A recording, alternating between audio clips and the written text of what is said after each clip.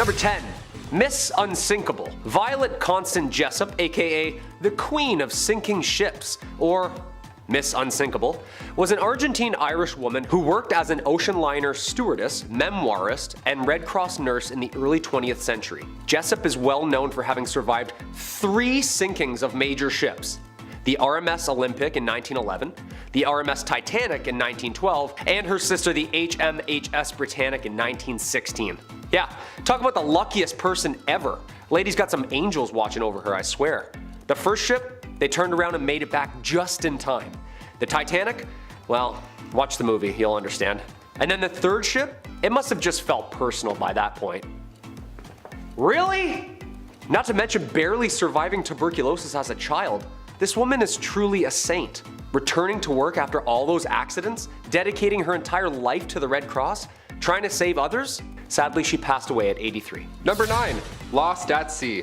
The Robertson family, they're quite a historical one. Strap in, folks. Back in 1971, Dougal, Lynn, and their 4 children, Anne, Douglas, Neil, and Sandy, all set sail on what was planned to be a trip around the world. It sounds magnificent. Our family saw a movie once. Aboard their 13-meter boat, the Lucette, they traveled through the Caribbean and then across the Panama Canal to the Pacific, right? That was their trail. A year and a half went by, they were en route through the Galapagos, and one of the daughters, Anne, who was 18, decided to leave the voyage. Yeah, she's like, you know what? I'm actually not on board for this anymore. I'm really seasick, bye. And then in Panama, they took on a hitchhiker named Robin Williams. Great name. This hitchhiker was in for more of an adventure than they thought, because after this point, their lives were never the same again. West of the Galapagos Islands, a pod of killer whales struck the boat. Wood then began to crack and the boat subsequently started to sink. They all moved to the inflatable life raft, but after 16 days of using their own breath to keep inflating it over and over 24/7, the 6 of them were sadly forced to relocate into an even smaller dinghy. Then they somehow survived for 38 days at sea, while sailing towards the center of the Pacific with no goal in mind other than to survive. All they had to drink was some water left over from the Lucette, with sea turtles being their only diet. Yeah, save the turtles, unless of course you're stranded at sea. Then in that case, sorry to 52 of you. Finally, after 38 days, they were spotted by a passing Japanese fishing boat, and then thankfully they were rescued. Number 8. Abe the Wrestler. At 20 years old with a record of 300 fights and 1 loss, he stands 6'4" at 185 pounds. Your future president of the United States, Honest Abe! The chair! Give him the chair! That's right, Abe Lincoln was quite the ruffian. However, the wrestling back then wasn't as organized, as there was no WWF per se. It was mostly just a show of strength and skill, but they were competitions among men. Huge crowds gathered, towns watched, everybody gambled. It was great. A little wrestling. His fights earned him respect while campaigning too. He would even scrap hecklers at debates. Yeah, just walks down midpoint and wheeler whips someone under their neck. His chirps were amazing too. He would just look at people like Gladiator and call them out. He'd be like, hey, I'm the big buck of this lick. If any of you want to try it, come on and get your wet horns. Yeah, I didn't think so. Sorry, Mr. Douglas, proceed. Thank you. Number 7. Roy Sullivan. They say lightning never strikes the same place twice, but if you knew Roy Sullivan, you knew that's not entirely true. Yeah, meet the man who was struck by lightning 7 times and lived to tell the tale.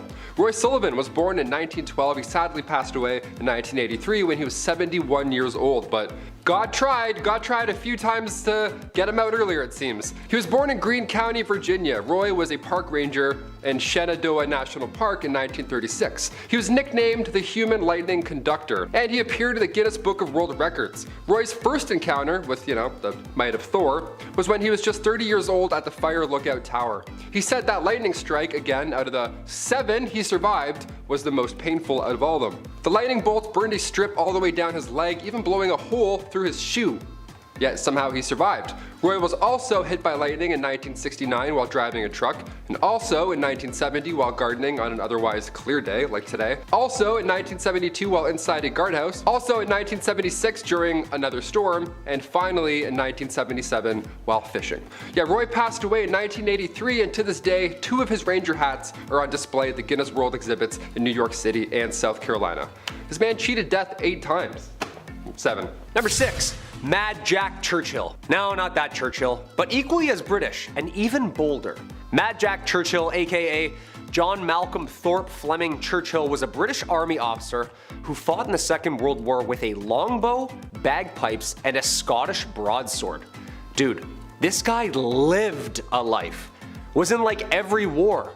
Trained people how to fight and how to parachute. This guy was fighting machine guns with a bow and a sword. And was at like the front of the lines, leading them. Taunting people, playing the bagpipes. You know how intimidating that is? How is there not like 15 movies about this guy? Not only did he thrive in the rough stuff, guy revolutionized surfing. He was also pissed the Americans dropped some nukes. He wanted to keep fighting, you know?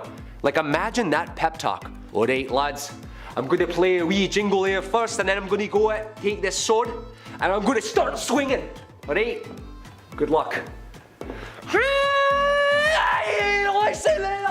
Number 5. Fake France. Towards the end of World War I, Paris was tired of, seeing their city of love get blown to smithereens, as one would. So they figured, you know what? Let's try and fool those Germans, right? Let's try and do some trickery. Let's just build a fake Paris and then shut out all the lights. And it worked. Yeah, they psyched them out. They created a decoy, a very large decoy. The life-size stunt double was posted up only a few miles west of the actual city in order to protect it.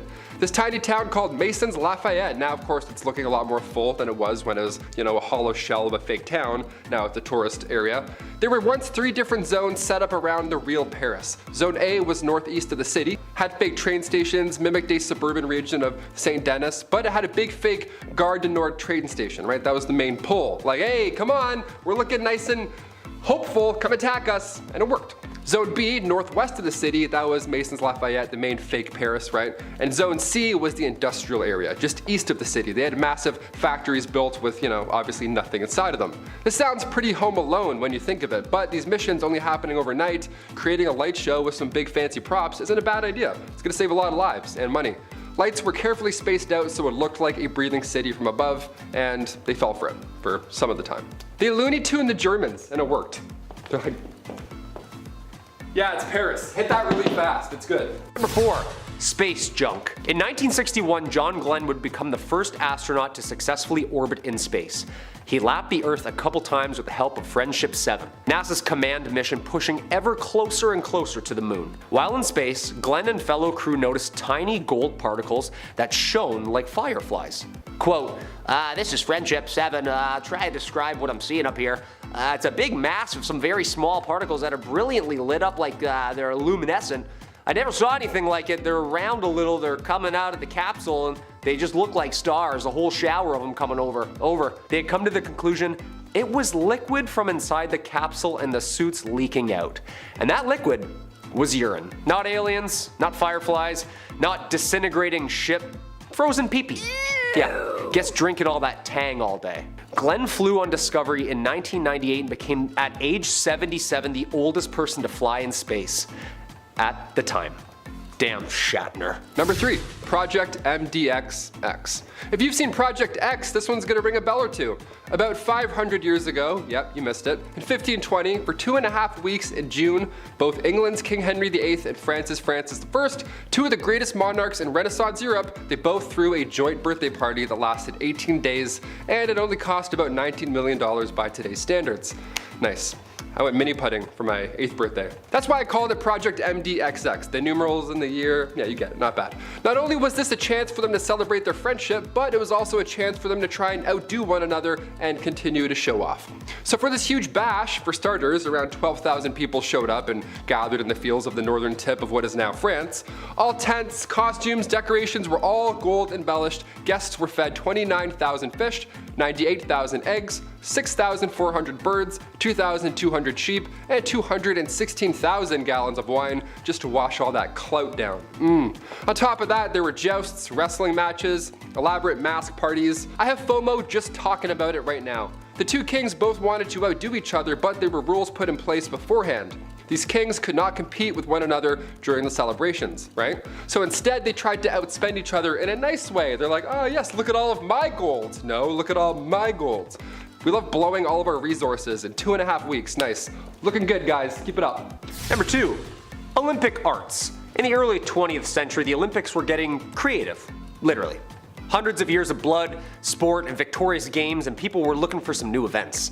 1912 Summer Olympics, they decided to add official awarded medals for painting, sculpture, architecture, literature, and music. Alright. One rule though, they had to be of Olympic sport nature. Paintings of people boxing, sculptures of people whipping discs around, and of course a couple doodles of some dudes playing rugby. Which won Gene Jacoby 2 gold medals. Of course, these were Olympic grade pieces of art, so you know they were the best of the best. Of course, you could compete in both sport and art.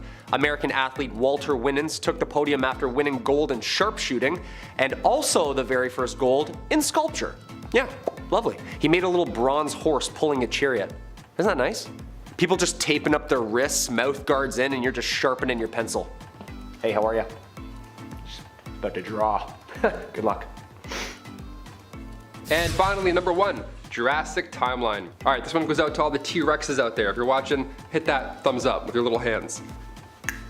Nice big reach. Hit that subscribe button. When we think of the times of the dinosaurs, we tend to think of all of them roaming the planet at one time, and then a meteor hit, and then they were all toast.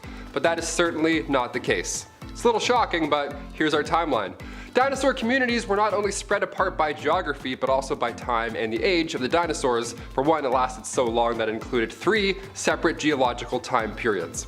It's a long time. Fun fact, there is more time separating the Tyrannosaurus rex from the Stegosaurus than there is separating the Tyrannosaurus rex from humans. Yeah, that's how long ago dinosaurs have been kicking, or not kicking rather, you know what I mean? We can't comprehend this time. Like, this is so far away, it doesn't even make sense. We think of the ancient Egyptians, and we're like, oh, that's, I don't know. Dinosaurs? Stegosaurus, you know those herbivores with the plates on their back and the spiky tails? They always do this and take out your cars, whatever. Jurassic World, I've seen it.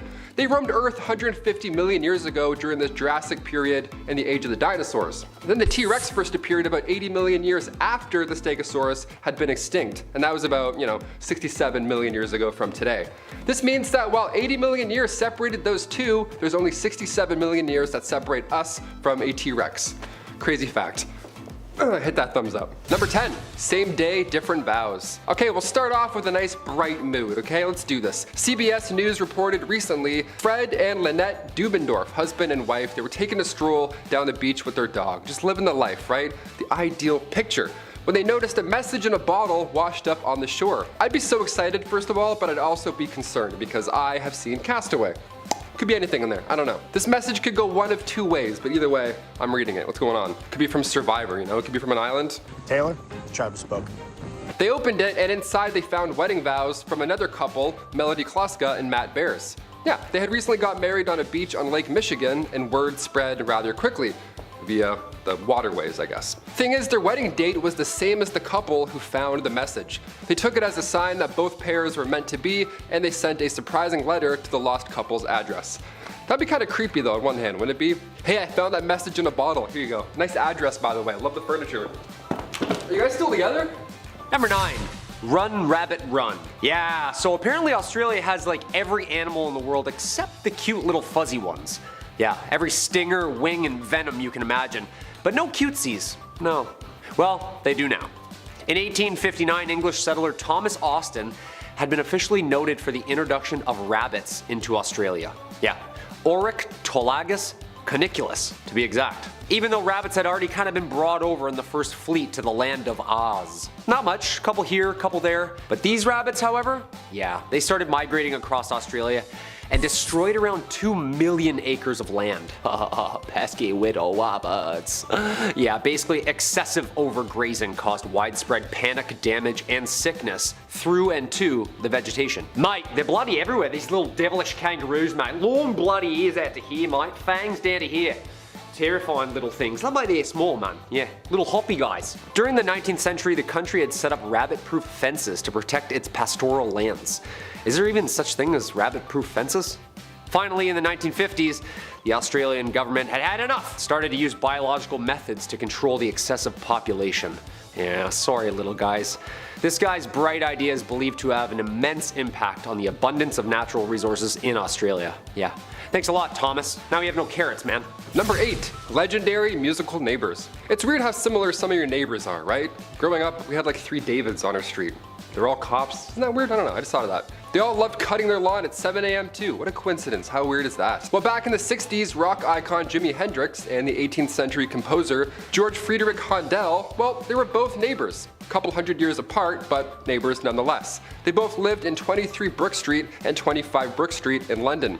Now, had George been born, 200 years later, we'd have gotten the greatest collab of all time. Would have been like Watch the Throne, but times 3. If you're a local, of course you'll know there's a site there now, it's a famous landmark and all that jazz. But in terms of coincidences, there's music in the air. Something's going on Brook Street. Pick up an instrument or two, walk by, try the harp out. In that room specifically. Number 7, friendly football. I'm actually happy that this really happened and it's not just like a heartfelt Pepsi commercial that they drummed up in a meeting. Growing up, I thought this was fake due to the circumstances, but nope, this actually happened. During Christmas of 1914, a truce was held between Germany and the UK. Like, these people were trying to take each other out, but Christmas is Christmas. They decorated their shelters with lights and colors, exchanged gifts at no man's land, and played a game of football between the soldiers. Yeah, isn't that nice? Soccer, of course, not football. Just like dudes smashing into each other. Both Germany and the UK refused to declare an official ceasefire, but both sides declared a temporary ceasefire on their own. They gathered and celebrated "'Tising the season" by singing carols, wrapping up gifts for each other, drinking some drinks, laughing some laughs, and of course, a slide tackle or two. Yeah, captains, come to me. Yeah, it's gonna be a red card for Gunter. Yeah, back 5, please. I said back 5. Kicker, go ahead, man. Number 6, Yanny and Laurel. Okay, for our halfway point here, we have to throw in a fun recent one as well. This is kind of unbelievable, I don't know. I hope people look back on these in 1,000 years, they'll be so confused what happened with Yanny and Laurel. Who were these people? Why do they talk about them so much? Remember this? Yanny, Laurel, back in 2018? I only heard Yanny for like 2 weeks straight, and then one day I listened and I couldn't go back. It was just Laurel all of a sudden. Instead of Yanny, it went from Yanny to Laurel. Just like that, my life changed. I don't know what happened there. This got everybody talking. What is this phenomenon that happens? Same with the dress fiasco. Is it blue? Is it white? Is it gold? I don't know. What the hell is actually happening here? Well, many believe these viral illusions are proof that we're living in a simulation. Yeah, didn't expect me to say that, did ya? These arguments, no, the dress is blue, it's white, whatever. These situations prove that we perceive reality in our own way. Everybody's living their own individual perceived reality, so sometimes it always doesn't align. Sometimes I hear Yanny, then sometimes I hear Laurel. And then I lose my mind. I can't go back now. God, I hated this so much. The dress was in 2015, the Yanny Laurel thing was 2018, so I don't know. We're due for another glitch in the Matrix. Will it be an auditory mix-up? Will it be visual like the dress? What's next? Either way, I'm out, and I'm not on board. Also, it's blue. Number 5. Cheers. Located on the banks of the River Shannon in Athlone, Ireland, there's some taps that I hope have been cleaned over the past couple years. Like thousands of years to be exact. Sean's Bar has been serving drinks for as nearly as long as people have been drinking them. Along with claiming to be the oldest pub in Ireland, Sean's Bar could be the oldest operating pub on the planet. In fact, in 2004, Guinness World Records issued a certificate to Sean's Bar as the oldest official pub in Ireland. The owner of Sean's Bar says that they found coins that dated to 900 AD, as well as the wattle and daub walls, which is an ancient building technique that mixed mud, wood, and clay together. Legend has it a man named Luan Mac Luachdic started the pub as a local guide to help travelers across the Shannon.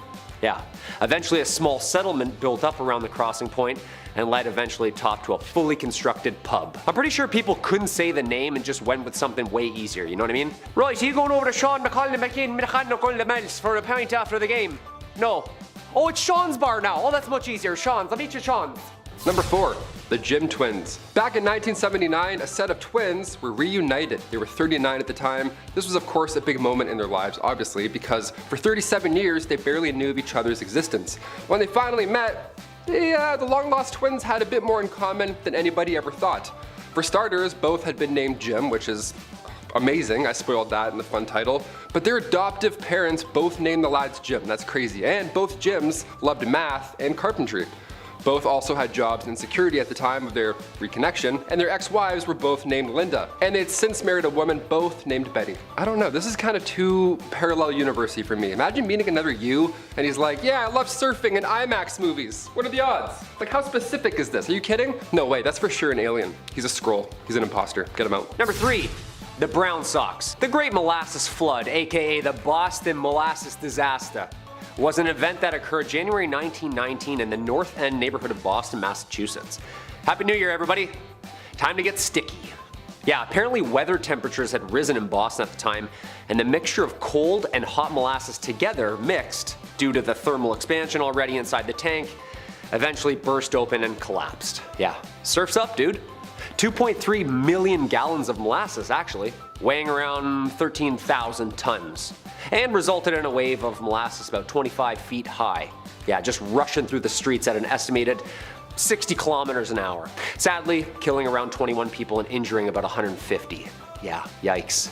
The event entered local folklore, and residents claimed for decades afterwards that the area still smelled of molasses. Yeah. Boston Brown Sox. How did we miss that? That would have been great. White Sox, Red Sox, Brown Sox, no.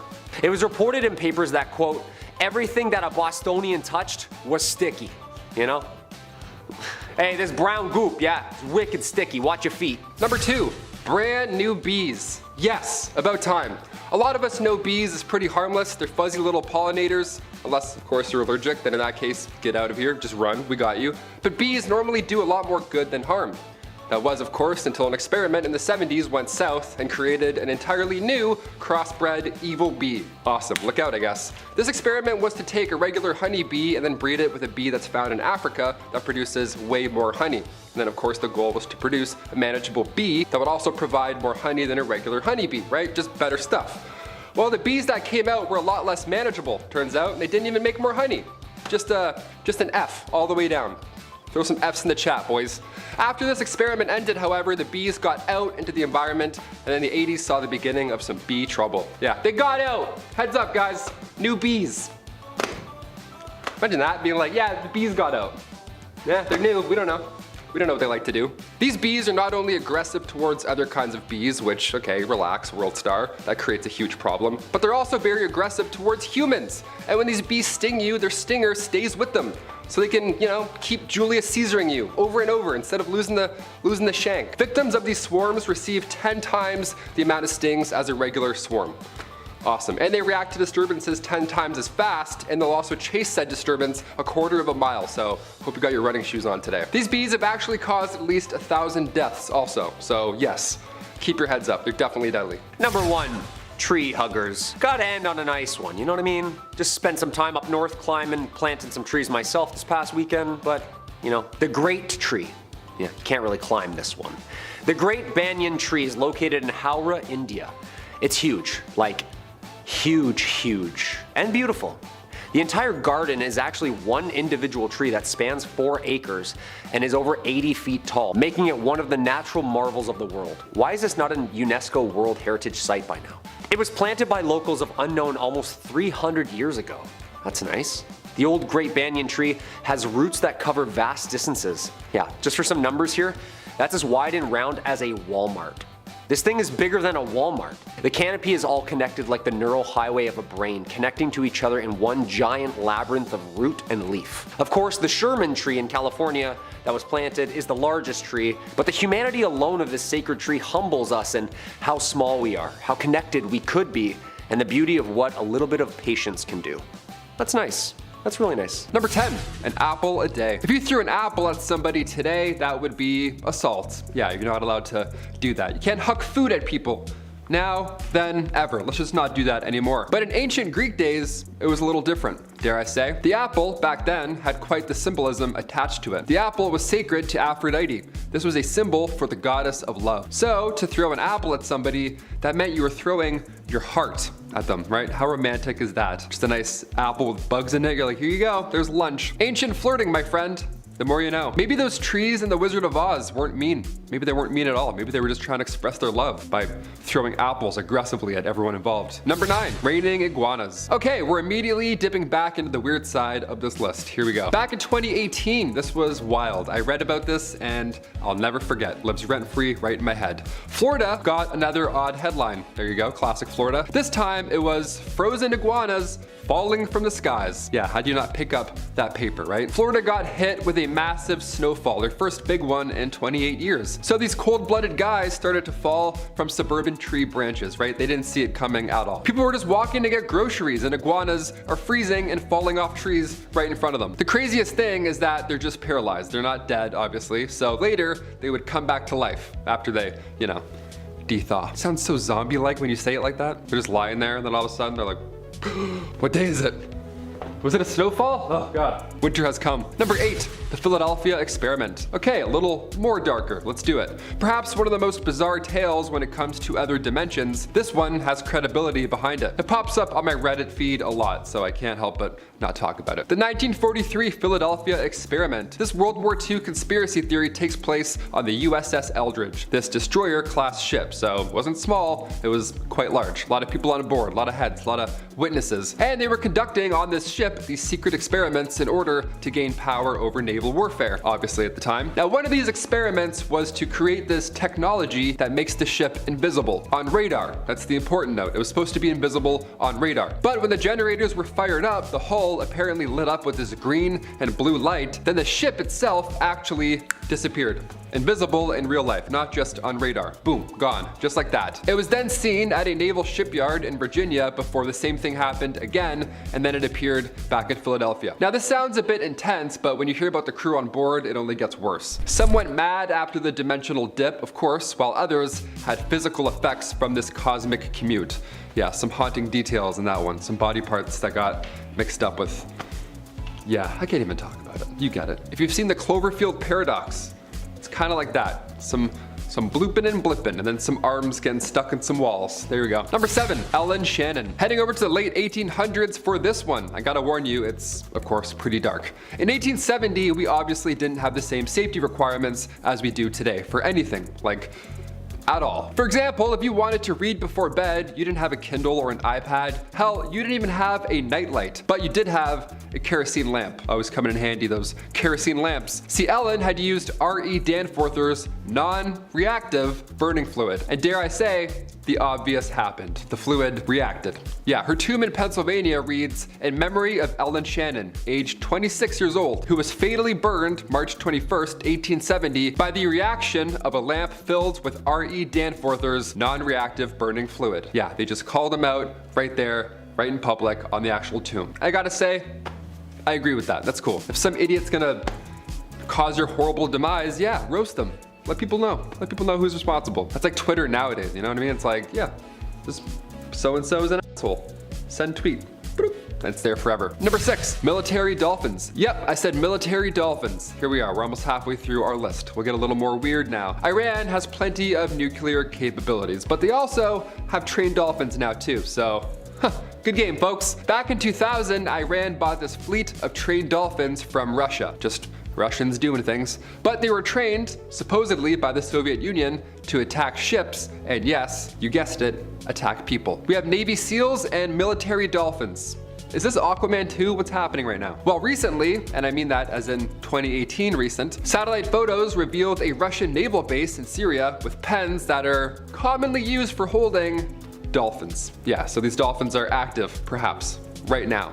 That's so terrifying. Russia and the US have a fleet of trained dolphins to detect mines, but now Iran is also in the mix as well. So 3 powers in the dolphin game. What an odd standoff that would be in the water. They're all eating at each other. Number 5, Able and Baker. Okay, we often remember Laika the space dog and her 103-minute cosmic journey aboard Sputnik 2. But does anybody remember Able and Baker? Why don't we talk about these two enough? This was the American version of Laika. This was less than 2 years right after that. It was May 28th, 1959. The United States launched 2 female primates. They launched Able and Baker into space. This mission only lasted 15 minutes and they both safely returned back home.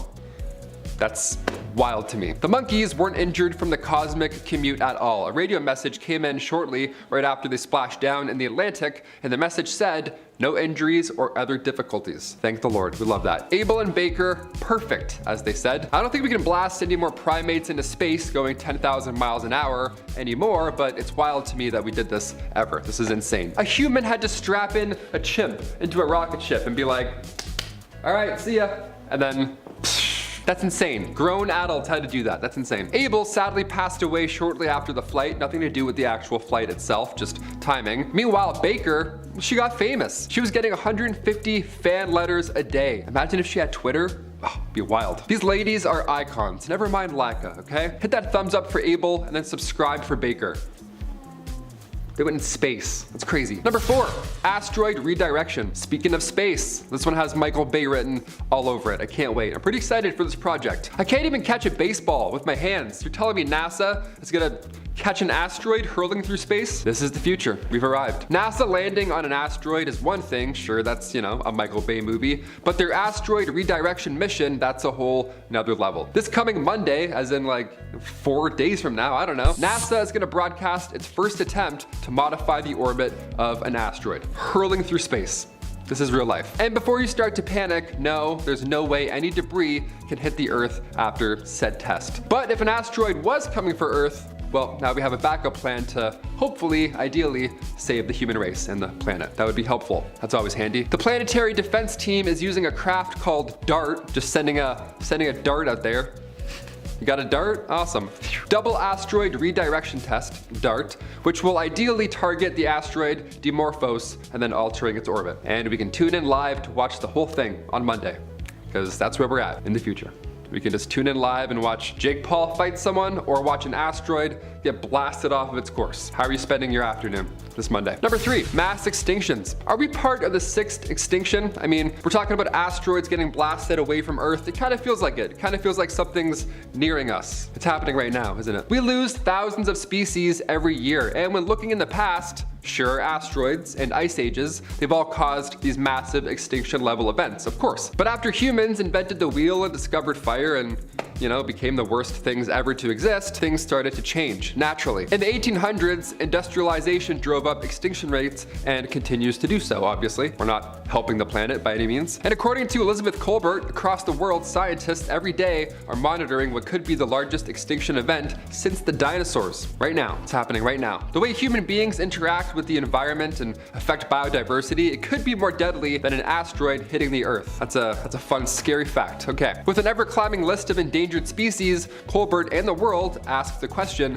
is it too late to change it? Kind of feels like it's too late. Okay, let's move on to something a little more lighter so we don't feel like complete trash. Deal? Deal. Number 2, relaxative. Okay, so right off the bat, the Victorian era was a little messy. I'm sure you figured this out by now, but these messy illnesses were putting a lot of pressure on medical practitioners back in the Victorian day, so they were desperate for new treatments. Sometimes I laugh at Victorian medical treatments, but they tried. And they also achieved many medical breakthroughs, one that I saved for number 1. But when it came to handling chickenpox in the Victorian era, that wasn't our finest hour. No, we didn't figure that one out, I don't think, right off the bat. Chickenpox in the Victorian era was being treated by using laxatives. Yeah, just let that sink in for a second. I have chickenpox. What should I do, doc? Just go take a shit. Or 6, I don't know, might help. Yeah, folks would slam some castor oil and then, ready for this? They would get even more sick. Yeah, who would have thought, right? You thought you were uncomfortable before. Well, not even close. Not every answer was a solution in the Victorian era.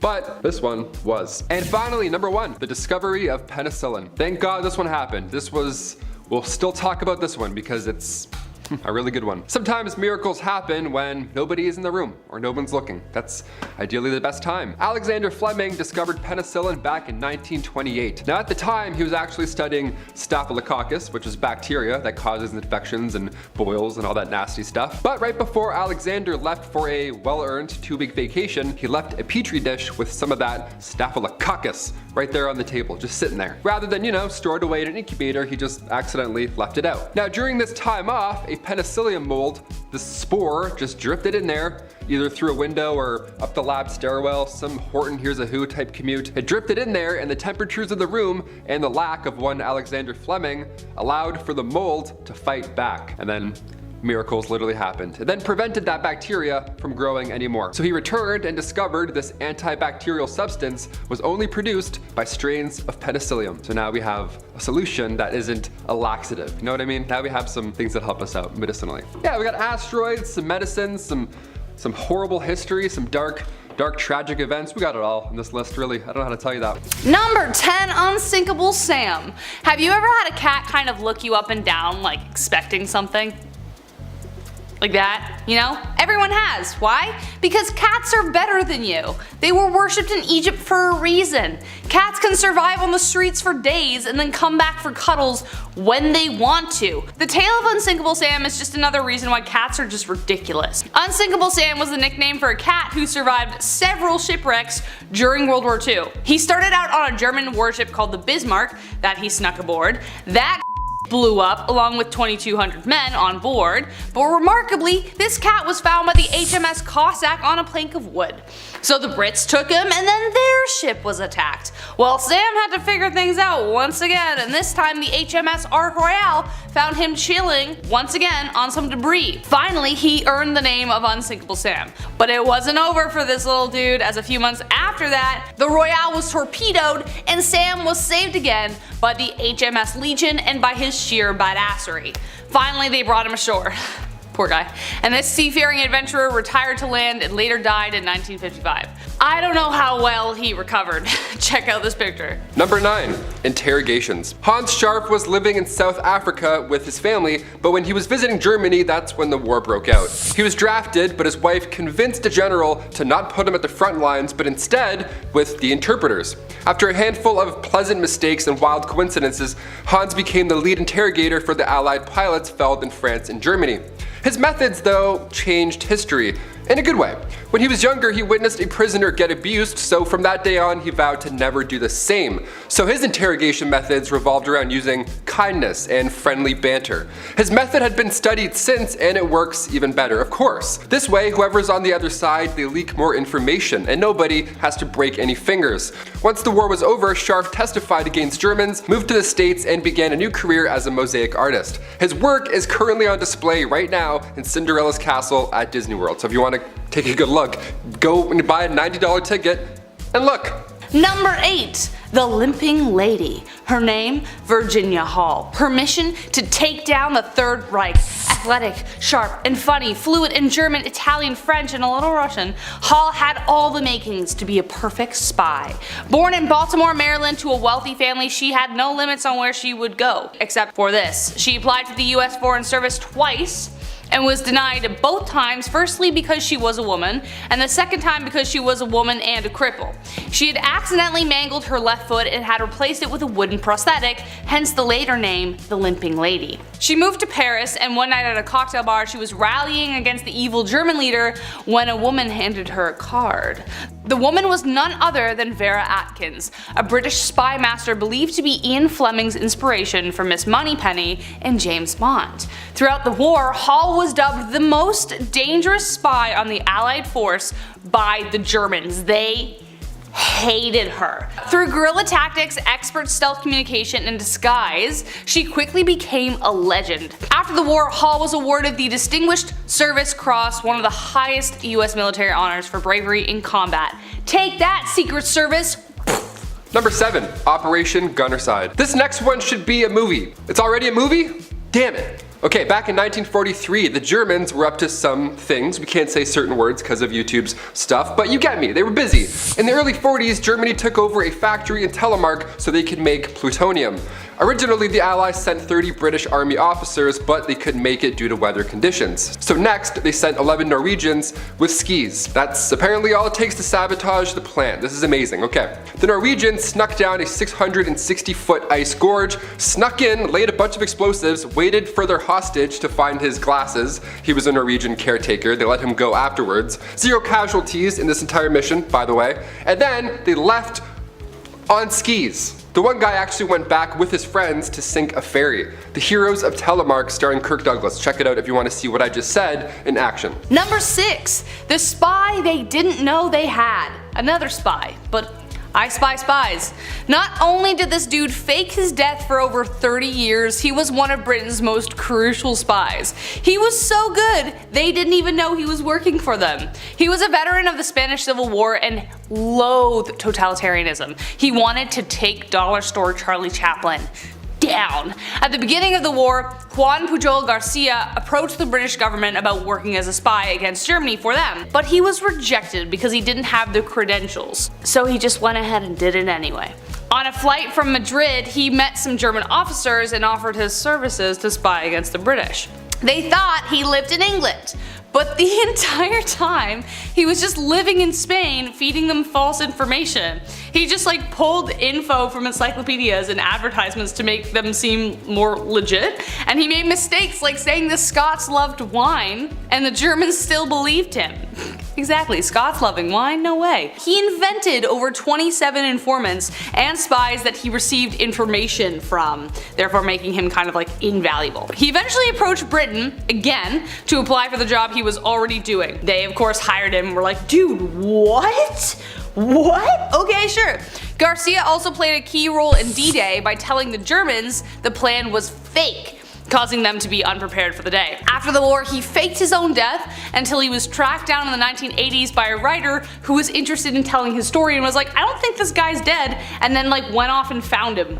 That also should be a movie. Number 5. Mad Jack.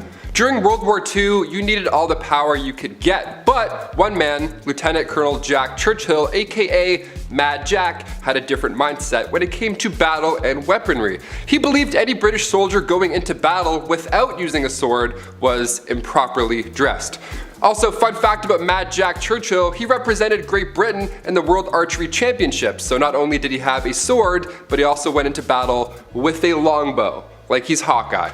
History has acknowledged Mad Jack as the last man to take out an enemy in combat with a longbow. That is a pretty wild achievement to have. But here's the most intimidating part about all this, if for some reason you're still not impressed. Before combat, right before, Mad Jack would play the bagpipes before drawing his sword and running into battle. That is the most badass thing I've ever heard. Imagine hearing bagpipes just coming from afar and then just hearing arrows flying in. I'd give up. Here's the white flag. You earned it, Mad Jack. See ya. Number 4. Bat bombs. This sounds fake, but it is indeed true. Apparently bombs, artillery tanks, were no longer like the in way to decimate your enemies. A dude in the United States thought he had a badder idea. Bat bombs are an experimental weapon developed in World War II, which was exactly as it sounds. The idea was that bats with bombs attached to them would swoop in behind enemy lines and decimate the enemy.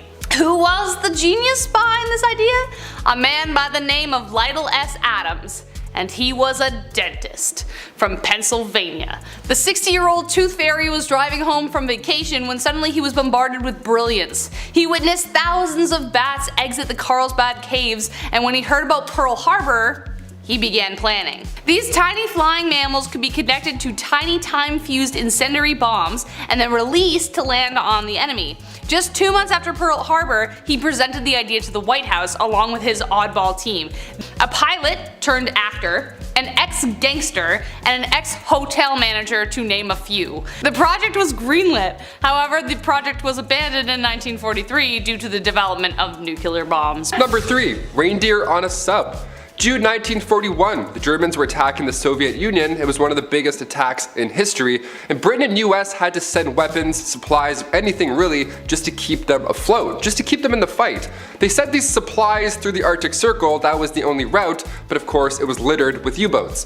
Thankfully, the British HMS Trident was there to watch the waters, and in turn the Soviets were able to fight on. So as a gift, as a thank you, the Soviets sent the captain of the Trident, the World War II submarine, a gift. They sent him a live reindeer, 6-foot real-life reindeer. And the British had to accept because it was ill-mannered if they didn't. So they had to keep a 6-foot-tall real reindeer on a submarine, a World War II submarine, not even like a bigger, nicer one, just a little underwater. Her name was Pollyanna, and they brought her on board through a torpedo tube. She was a crew member for 6 weeks. She slept better than most as well. She actually shared a room in the captain's quarters. Imagine the smell. Finally, the Trident returned home to Britain, and Our Leading Lady was donated to the Regent's Park Zoo. Alright, number 2, the big dump. Like it or not, we've all been that person. The one to leave the bathroom a little more violent than you left it. But I can't imagine anyone else in history of the world feeling more guilty than the one who sank a U-boat with his dump. That's right. Apparently it's not so easy relieving yourself miles below the ocean in a submarine. German U-boats had a 2-valve system that only worked during shallow dives. But if you have a torpedo to drop of your own, time isn't always on your side. On April 14th, 1945, while 200 feet below, an unknown dumper caused a toilet malfunction, causing sewage and salt water to flood the compartment. The circuitry got fried, releasing chlorine gas, so they had to resurface. But when they did, they were spotted by the Brits and were attacked. 4 of the crewmen died and the rest were captured, which I guess is how the story caught on. Imagine being the dude who dumped so hard he sunk a U-boat. And finally coming in at number 1, Diamond Heist. Now most of these sound like movies, some of them are in fact already movies. This last one is absolutely insane. It should be a musical or something. It happened around May 1940 when Colonel Montague, nicknamed Monty, he was an undercover agent working for MI6, and when Germany was invading Amsterdam, he knew that big guns would eventually want to steal an extremely valuable amount of diamonds. So Monty, the quick thinker that he was, stole them first. You know, to keep him safe and to also look cool. He had gotten a key to the entrance of the Amsterdam diamond market, like literally he had a key, like it's Legend of Zelda, and then traveled to the building in regular human ordinary clothes, broke in, but he didn't know the code to the vault. He was looking back on past clues that he had acquired, and he was working on getting in for about 24 hours straight. He literally heard Germans around the building, and he got in the vault just in time. He completed his diamond heist, traveled all the way to England, and turned the diamonds over to the Dutch government, which is something I'm sure not all of us would do, so amen Monty, killing it. Number 10.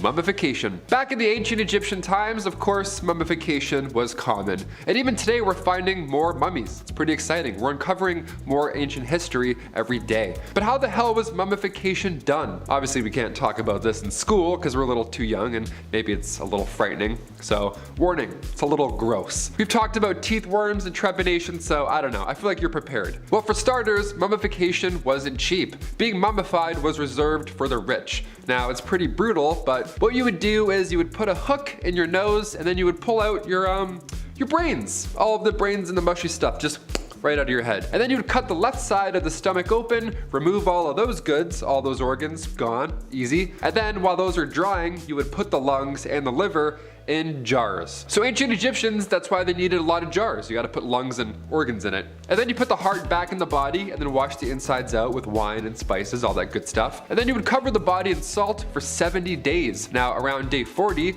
you would stuff in some sand, and then come day 70, that's when you would wrap them finally in the mummy bandages. And then the sarcophagus finally awaits. Those jars of organs were also stored in the burial chamber. So if you watch The Mummy and they're, making somebody a mummy and they're like moving around, no, it wasn't like that at all. It took 70 days. It was a long, exhausting process. Number 9, first open heart surgery. Okay, going back to ancient Egyptians, why not? We're on a little track here. So they would clean the entire body out and then they would put the heart back in. Now, of course, they weren't alive during any of this, obviously. But when was the first ever open heart surgery? When did the impossible become a reality after this? Well, the first successful open heart surgery after mummification went down in Chicago in 1893. The patient was a man named James Cornish. He got a knife wound to the chest during a brawl. The surgeon, Dr. Daniel Hale Williams, who by the way used to be a shoemaker's assistant, he saved this man.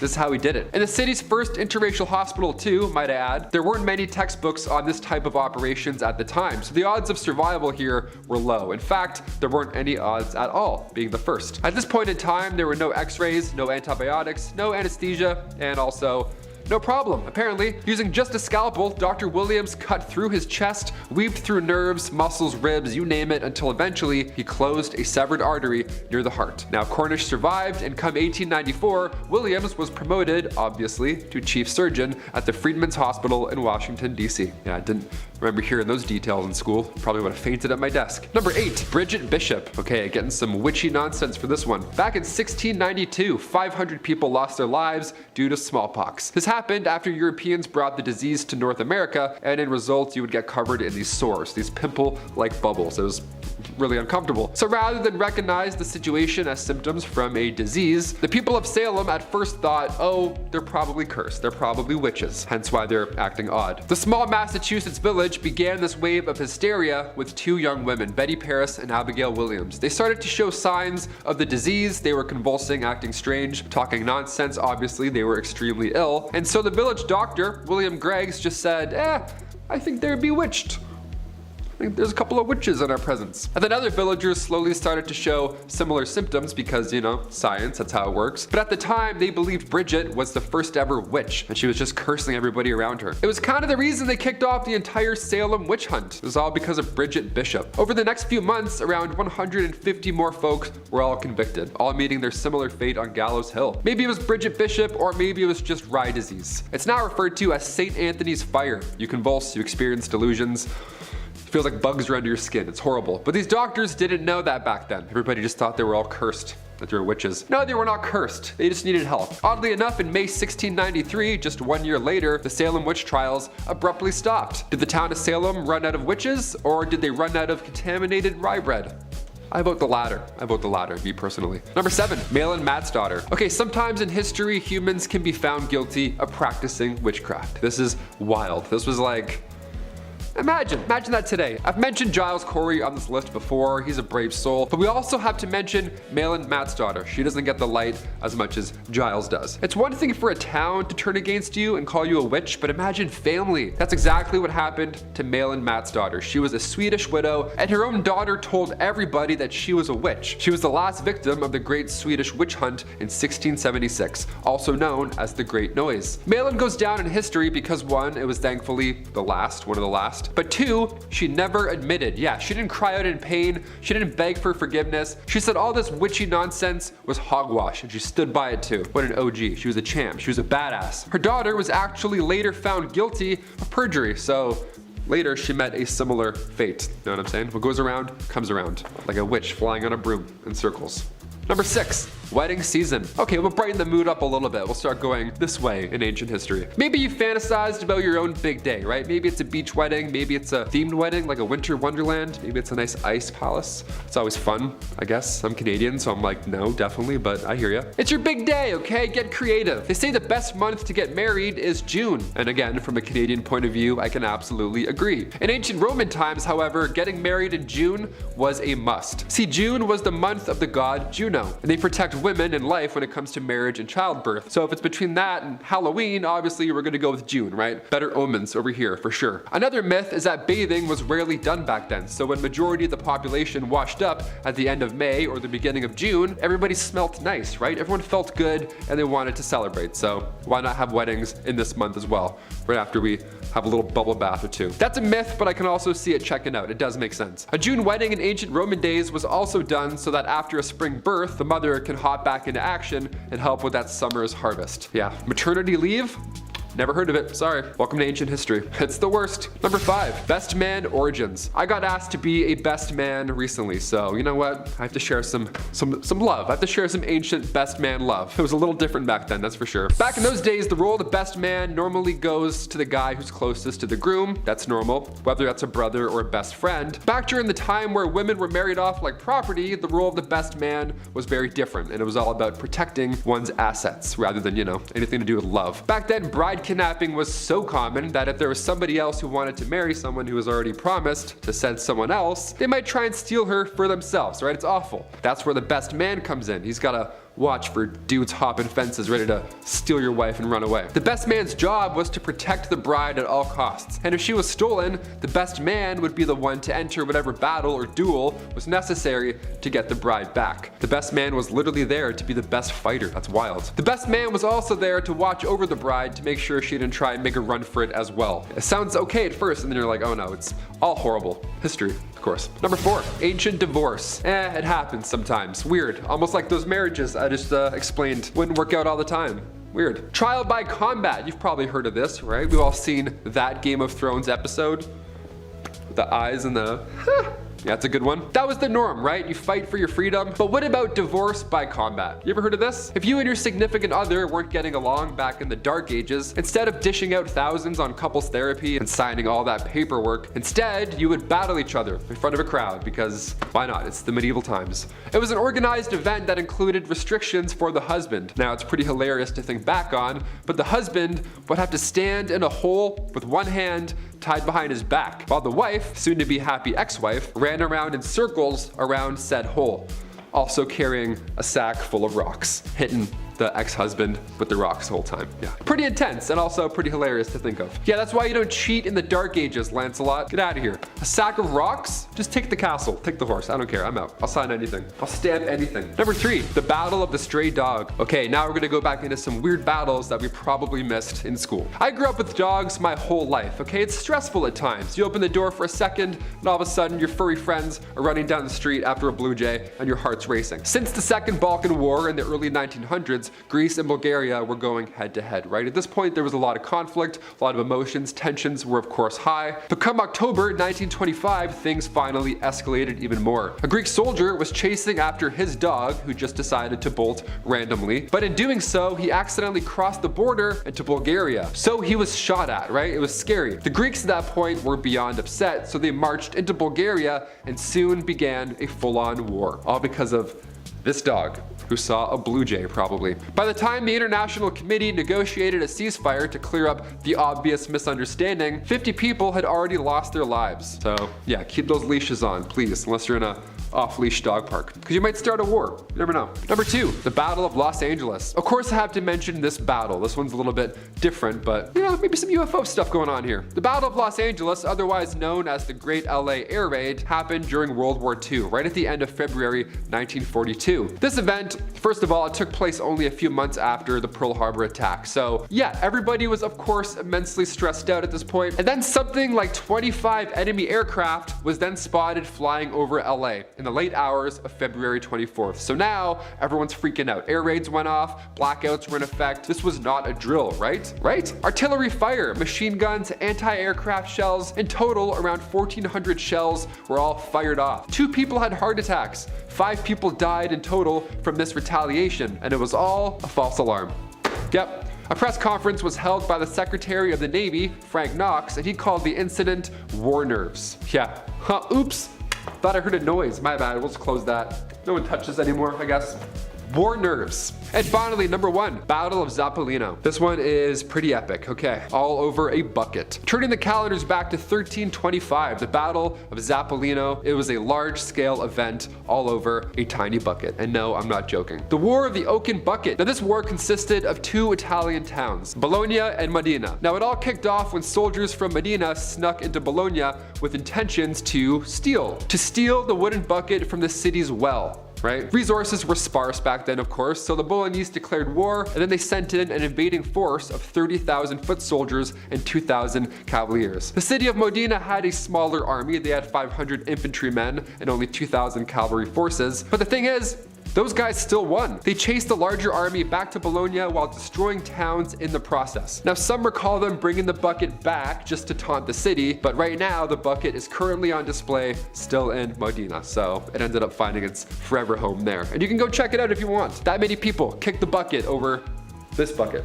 History is strange, my friend. Number 10, the War of Unification. While technically pre-Empire, the Qin Wars of Unification are sick and nobody can stop me from talking about them. Prior to their campaign, the relatively small state of Qin had evolved to gain a surprising degree of prominence, becoming one of the 7 major states in power at the time. Now this was due to the numerous battles centuries prior that I can't talk about this time, but I promise they were really cool. One of which was actually credited as basically being responsible for the unification of China, despite it having occurred like 40 years prior. Just look up the Battle of Chongping. It was wild. In any case, the War of Unification was a result of this, running from 230 to 221 BC. It saw Ying Zheng declaring war on the states of Han, Zhao, Wei, Yan, and Qi, conquering them in just about that order. This led to a complete unification of China, an effort which only took barely a decade to complete. Number 9.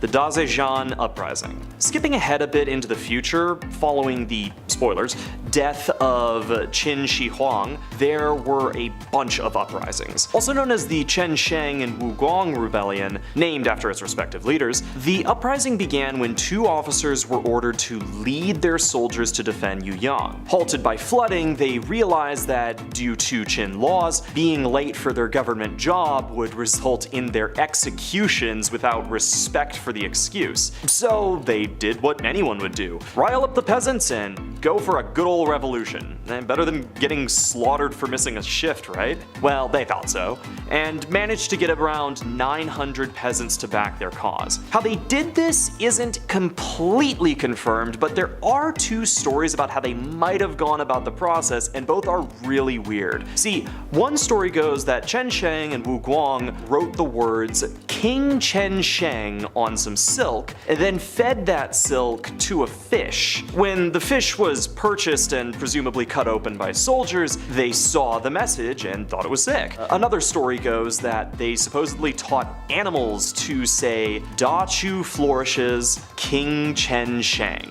which likely would have had a similar effect on anyone who heard that from like a cow. So now these might be slightly embellished, but they're also really funny, so come on. Either way, they got stopped by the chief, so it doesn't really matter. Number 8, getting owned by a peasant. We're getting outside of the actual reign of the Qin again, but I don't care. The Qin dynasty post-death of Qin Shi Huang was an absolute mess. Leaders were desperately trying to consolidate power, body their opposition, and avoid getting bodied in the process. The effective orchestrators of the chaos, Li Si and Zhao Gao, who we will get to, had a massive falling out which resulted in Li Shi's execution. Zhao Gao was trying to run everything, deposing the old emperor in favor of a new one, who then got rid of Zhao Gao. But the new emperor, Jiying, was a moron, and so eventually a real revolt broke out in 209. The rebels of Chu, led by Lieutenant Liu Bang and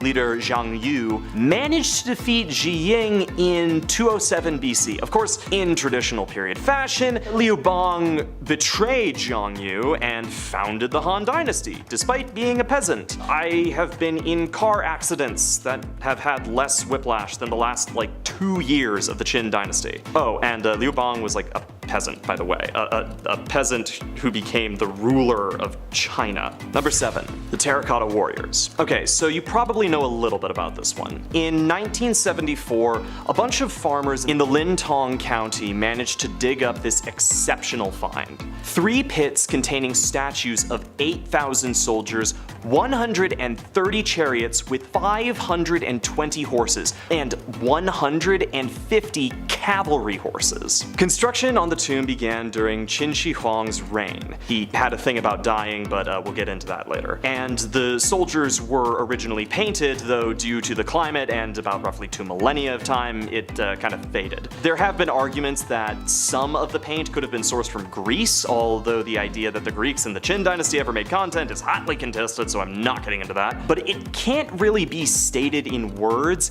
how massive this project was. Every soldier was armed. Every single one constructed by hand, and the tomb itself is about 98 square kilometers, or 38 square miles for the Yanks in the audience. Easily one of the single most impressive pieces of architecture known to man. It's just yet another impressive reminder of the exact scale and scope of the Qin dynasty. Number 6, the 12 statues. Alright, story time! So, when Qin Shi Huang defeated the 6 other states in his quest for dominance, he demanded that every single conquered state hand over all of their weapons to him. He then melted those weapons and reportedly had them cast into 12 massive metal statues and a couple of bells or something. Each were reported to weigh about 1,000 dan, or roughly 133,000 pounds. Now, where are these colossi now? Well, a few centuries after the fall of Qin, Emperor Dongzhuo reportedly had about 9 of them melted down to make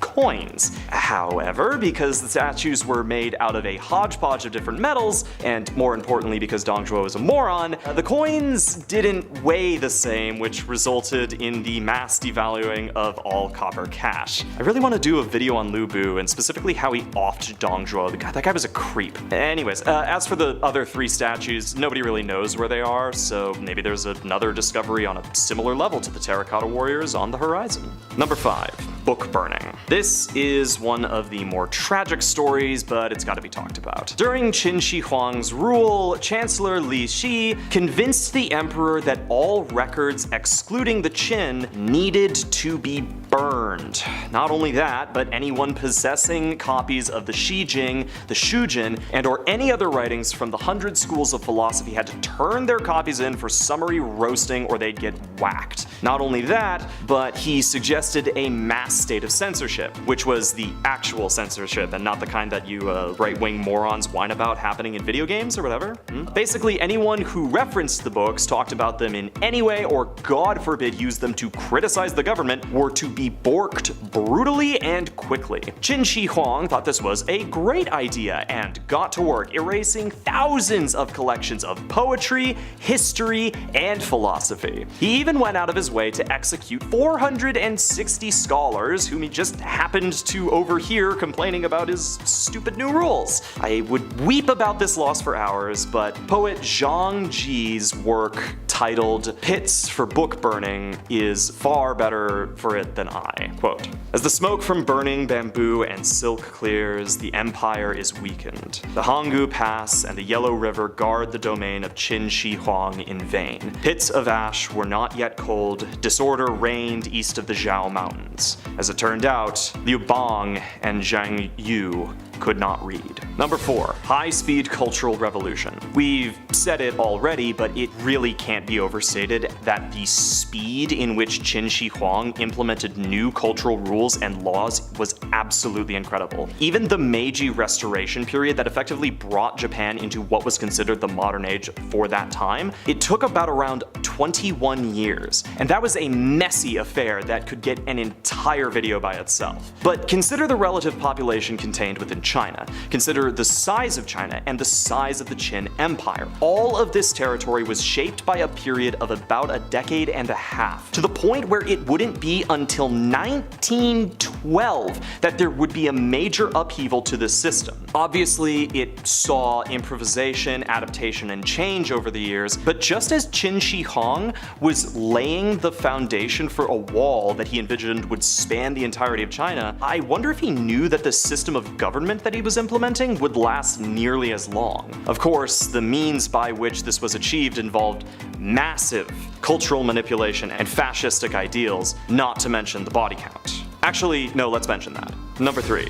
The body count of Qin rule. Okay, now while the Qin dynasty was important, it should be noted that the results of such a tyrannical rule were bloody indeed. Between high taxes, wars of conquest, and the beginning of the construction of the Great Wall, historians estimate that around 20 million people passed during Qin rule, an absolutely staggering number given, again, its decade and a half duration. The construction of the wall alone was estimated to have contributed to around 1 million of those, and it wasn't finished until long after Qin fell. It's a sobering reminder to keep in mind that while acts of war are devastating, the management or mismanagement of those in power can be far more destructive. Number 2. Qin Shi Huang's quest for immortality. So it turns out it ain't great to be king. As his reign continued, Qin Shi Huang's paranoia increased, only emboldened as 3 consecutive attempts on his life were made. This paranoia turned to obsession with the elixir of life, a fabled drink which might imbue him with immortality. His quest led him on a search for the Penglai Mountain, where a 1,000-year-old magician had supposedly invited him. Qin Shi Huang had also ordered an expedition to search for the elixir, but they never returned, likely due to being afraid of the consequences for returning empty-handed. It's actually suspected that some of them did escape to Japan and may have settled there, though accounts in this area are pretty weak.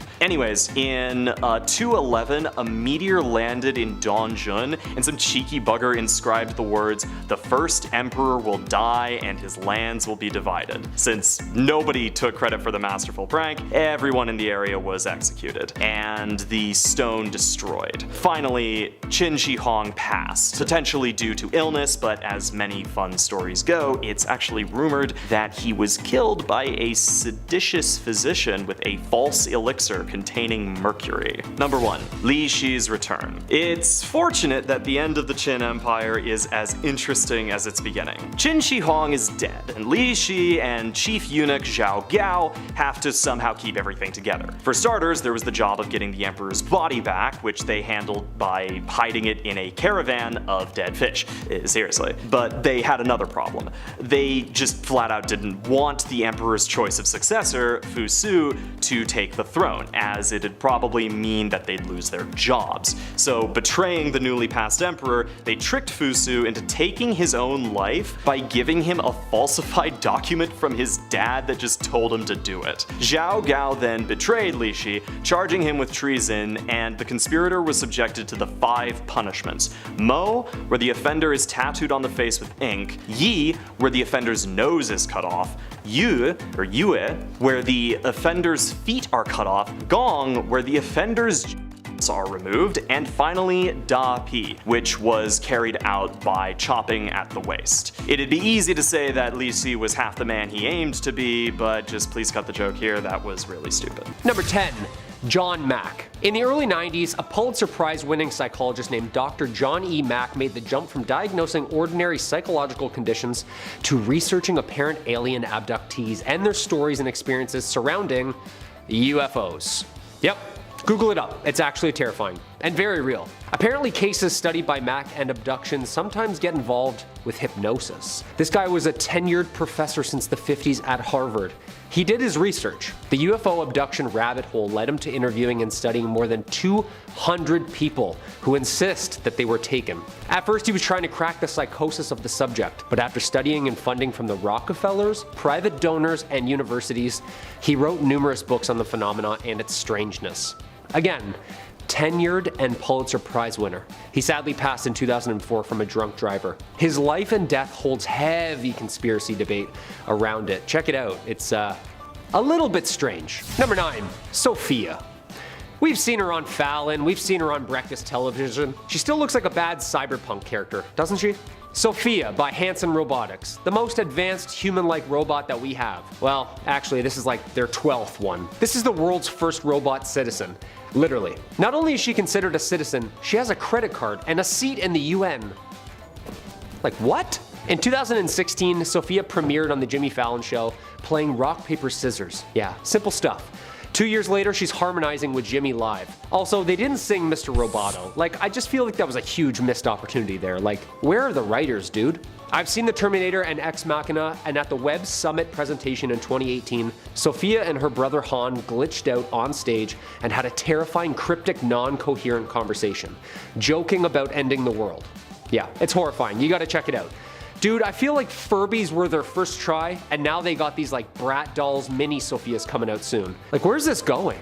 Number 8. Arthur Flowerdew. James Arthur Flowerdew was born in England in 1906. Grew up, paid his taxes, lived a pretty normal life. At about the age of 12, he began to have strange recurring dreams and hallucinations though. Over time, crystallizing into a very clear and vivid image. Dreams riddled with stone cities, carvings in cliffs, and vast deserts. He didn't understand what it all meant. One day, as an old man, he was watching a documentary on the BBC on the ancient city of Petra in Jordan. He was stunned. This was the city he had always seen. He called the BBC and asked them to interview him. Archaeological experts and the Jordanian government even invited him to come out to Jordan, where he continued to even baffle experts. Flowerdew was able to find his way around the city without a map, giving precise details on landmarks and even pointing out undiscovered locations. Yeah, here's the scary part. After all of this, he was convinced that he had lived an entire previous life in ancient times and was reincarnated in the 20th century. Number 7. Proctors Ledge. Over 1,000 documents from Salem's witch trials, yet none of the accounts actually specify where the hangings took place. For more than 300 years, it was believed that the 19 people who were accused, tried, and executed in the Salem witch trials of 1692 were hanged at the summit of Gallows Hill.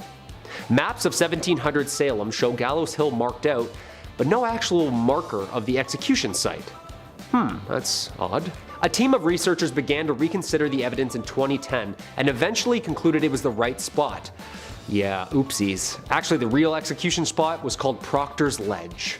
Also, eerie name for where they hang people, isn't it? It was confirmed in 2016 by scientists after ground-penetrating data and writings from 1692 that it wasn't the actual location of the brutality. I know what you're thinking. It's named after John Proctor.